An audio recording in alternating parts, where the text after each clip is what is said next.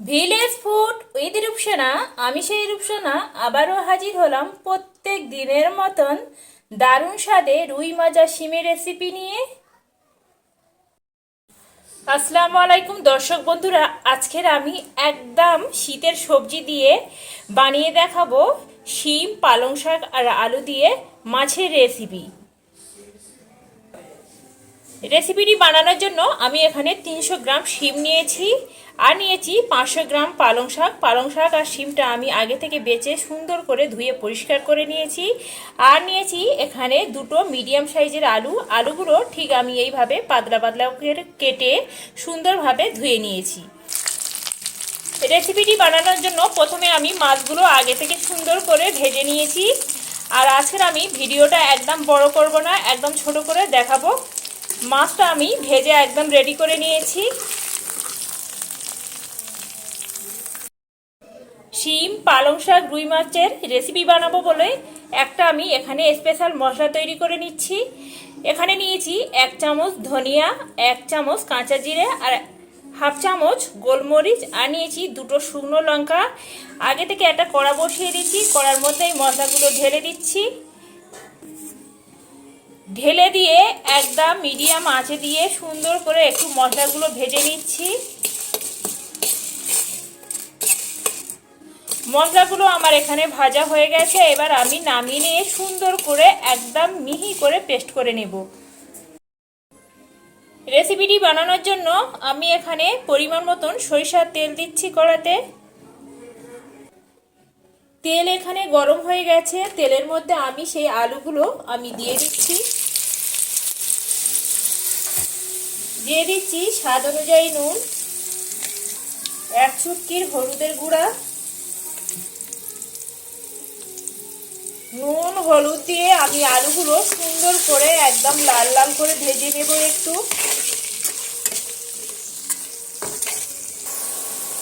আলুগুলো আমি এখানে সুন্দর করে নেড়ে ছেড়ে লাল লাল করে ভেজে নিয়েছি। আলুগুলো আমার এখানে ভাজা হয়ে গেছে। এবার আমি তেল থেকে তুলে নেব। একই তেলের মধ্যে এখানে দিয়ে দিচ্ছি 1 চামচ কাঁচা জিরে। কাঁচা জিরেটা একটু নেড়ে চেড়ে নিচ্ছি।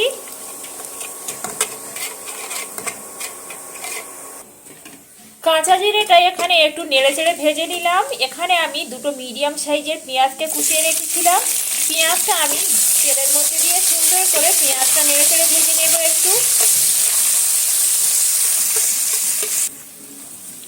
পেঁয়াজটা আমি এখানে একটু লাল লাল করে ভেজে নিয়েছি। এবার আমি এখানে পালং শাক আর শিমটা এই পেঁয়াজের মধ্যে দিয়ে দিলাম। এবার আমি এর মধ্যে দিয়ে দিচ্ছি স্বাদ অনুযায়ী নুন, 1 চামচ হলুদের গুঁড়া,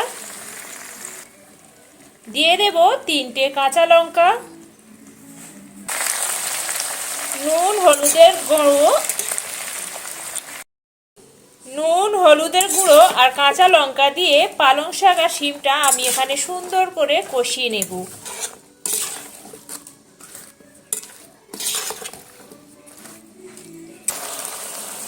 এখানে আমি 5 মিনিটের মতন ভালো করে শিম আর পালং শাকটা কষিয়ে নিয়েছি। আর অনেকটা শিম আর পালং শাকটা নরম হয়ে গেছে। এবার আমি এর সঙ্গে যোগ করে দিচ্ছি সেই যে ভেজে রাখা আলুগুলো। দিয়ে দেব এখানে 1 চামচ উঁচু করে আদা রসুন বাটা। আর দিয়ে দেব এখানে 1 বাটি টমেটো কুচি। সমস্ত উপকরণ দিয়ে আবারও আমি মিনিট 5 সময় নিয়ে কষিয়ে নেব। যত সুন্দরভাবে কষানো হবে এই রেসিপির স্বাদ কিন্তু বন্ধুরা দ্বিগুণ বেড়ে যায়।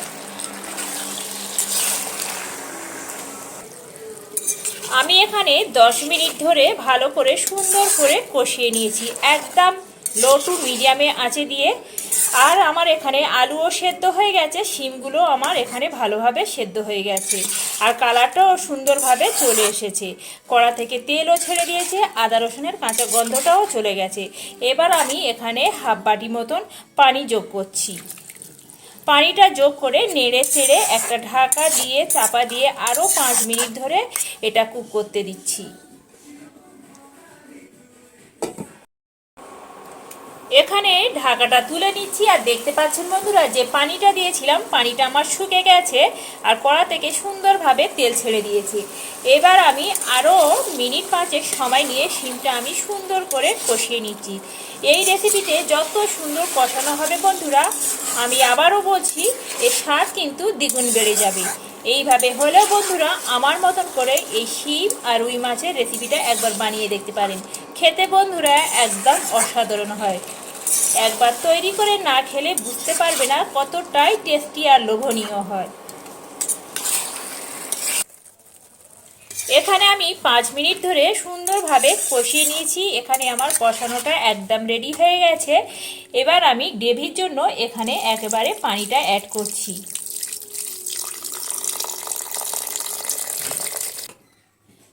পানি দিয়ে সুন্দরভাবে এইভাবে একটু নেড়ে চেড়ে নিলাম। নেড়ে চেড়ে নিয়ে একটা ঢাকা দিয়ে ঢেকে এবার আমি 10 মিনিট ধরে কুক করতে দিচ্ছি। 5 মিনিট হয়ে গেছে, ঢাকাটা তুলে নিচ্ছি। আগে থেকে যে মাছগুলো ভেজে রেখেছিলাম এবার মাছগুলো আমি একে একে এই তরকারির মধ্যে দিয়ে দিচ্ছি।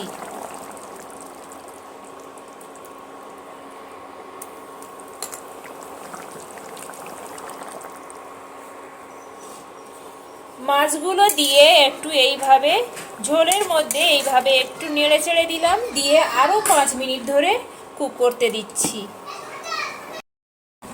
এখানে আমি ঢাকাটা তুলে নিচ্ছি আর দেখতে পাচ্ছেন বন্ধুরা কতটাই লোভনীয় হয়েছে। দেখতে যেমন লোভনীয় হয়েছে খেতে বন্ধুরা আরও টেস্টি হয় বন্ধুরা। এখানে আমার দারুণ স্বাদের শিম আর রুই মাছের রেসিপিটা একদম রেডি হয়ে গেছে। এখানে আমি যে স্পেশাল মশলা বলেছিলাম যেটা ভেজে আমি পেস্ট করে রেখেছিলাম এবার আমি এই তরকারির মধ্যে এবার আমি দিয়ে দিচ্ছি।